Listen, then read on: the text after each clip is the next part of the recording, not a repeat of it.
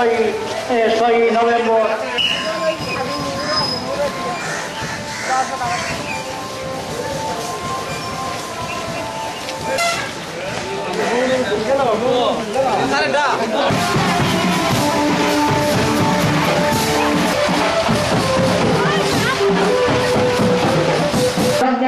জেলার deputy commander যে তোমরা যে ডিপ্টি কমান্ডার করার জন্য